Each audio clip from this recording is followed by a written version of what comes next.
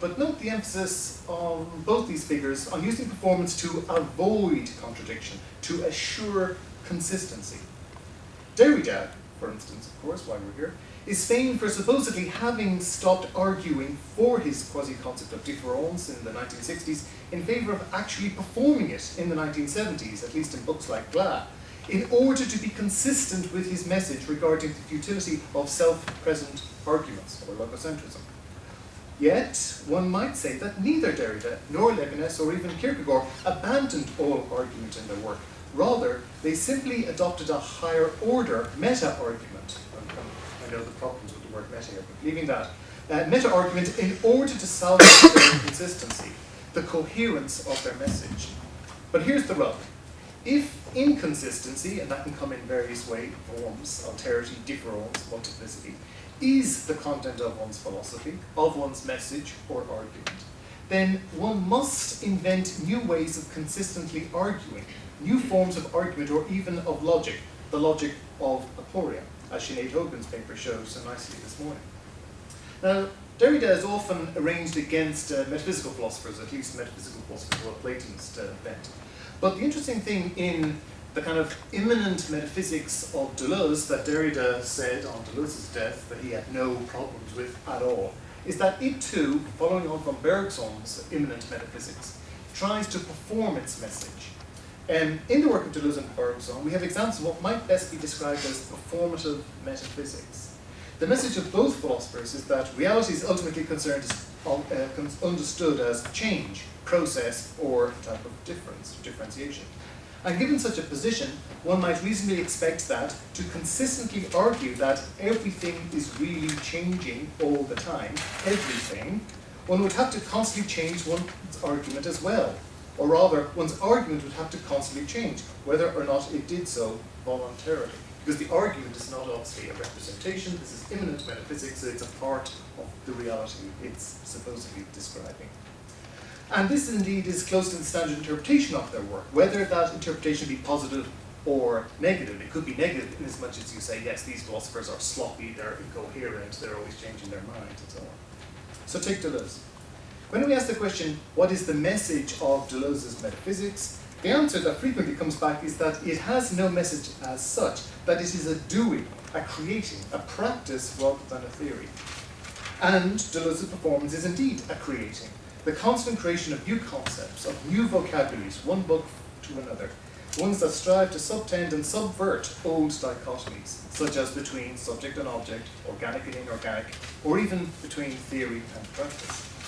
Likewise, what Bergson calls thinking in duration should be explained as the inevitability that any philosophical terminology, including his own jargon of durée, multiplicity, and so on, will lose its force and have to be replaced with a new language if that philosophy is to remain vital. These new vocabularies will appear vague, confused, and even paradoxical at first, but such concepts will eventually, as Bergson puts it, become clear, because conceptual clarity is itself a process too. It works almost in the future anterior. Hence, a certain fidelity to one's philosophy may actually require systematic inconsistency or infidelity, so to speak, a certain perpetual contradiction. The metaphysical in Deleuze and Bergson, therefore, is immanent within the performance or performative expression of their work, especially with regards to their constant renewal of metaphysical terms in order to resist, through movement, any conceptual hypostatization. This effort is not in order that the thought might better represent reality as its content, but rather so that it performs its reality all the more adequately as a metaphysical creation in a mereological relation of part to whole. Okay, so that's a little bit of background on Deleuze, that basically Laruelle brings into his non-philosophy as a kind of almost a materialization and performance of Derrida. Okay, echoing the ideas of Derrida, the non-philosopher, Laruelle, claims that transcendence is the fundamental shape of all philosophy, which is something he wants to escape. He wants to have a truly immanent, non-representational philosophy. But Laruelle's escape, if that's the right word, is not through, or let's say sidestepping, is not through the formalities of writing, philosophy is literature, but rather through practice, through practicing a rewriting or redescription of philosophy in a non-transcendent material form.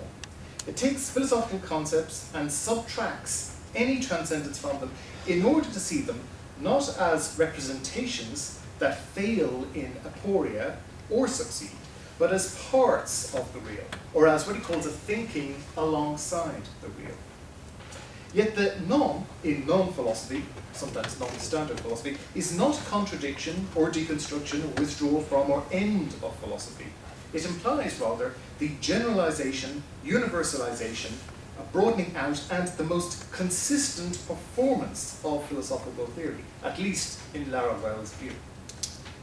Non-philosophy is also described as an experience, quote, an experience of the real that escapes autoposition, that is not a circle of the real and of thought. He believes every other philosophy is basically a circular, tautological, having presuppositions that always lead to the results that a presupposition will lead to in a circular fashion.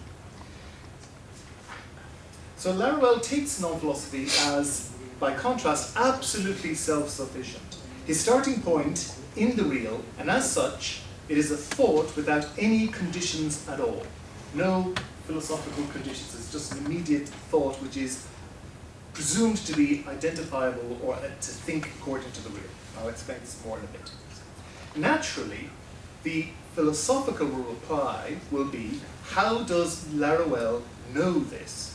How does he know that non-philosophy thinks according to the real or alongside the real?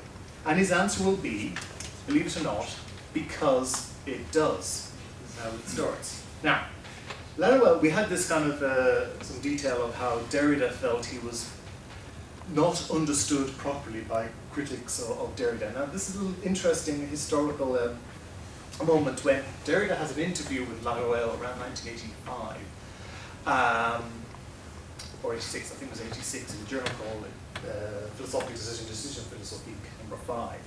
And basically, Laruelle is trying to explain what almost amounts to a sort of Gnostic position of this thinking according to the real, which is the most consistent way of performing a immanent philosophy without any representation in it. So he views his work as a more consistent enactment of Derridean thought, albeit one that materializes that thought via the real, or thinking according to the real. And yet, in an extremely significant dialogue between Derrida and Laruelle, Derrida finally asked him, in some frustration, it has to be said, from where he got his idea of non-philosophy, if not from philosophy itself. Now, Laruelle responded in the following remarkable manner, quote, I get it from the thing itself. This is as rigorous an answer as I am able to give. Because the criterion for my discourse was a rigorously immanent criterion, there is no other answer I can give. Unquote. I think you've got to, whatever you might think, that you've got to admire Laruelle's audacious call to consistency here. Of course, this is the only answer he can give without becoming a classical transcendent philosopher again of representation. That is, without showing some sufficient reason, for that would reduce immanence, in this case, to a kind of a logic, which for him would always be circular. He starts, as he puts it, directly from the real. Sometimes he calls it the one. Which is to say, from the most radical experience there is. You have to start from the real, otherwise you'll never get to it. Unquote. Now that non-philosophy does not represent the real and yet accords with it or thinks alongside it can best be understood, I think, if you're trying to make sense of any of this. When one looks at non-philosophy is a practice, first and foremost. Non-philosophy is performative. Laruelle is always careful to repeat, and, quote, exhausts itself as an immanent practice rather than as a program, unquote. So Laruelle's exasperated dialogue with Derrida perhaps marks, or at least arguably marks, the moment when deconstruction came full circle, no pun intended, to perform itself immanently as, in another phrase that Laruelle uses, as occasioned by the real. He likes to use this notion of occasional cause. It would be a new practice of philosophy rather than one more new reforming theory of philosophy. Hence, it is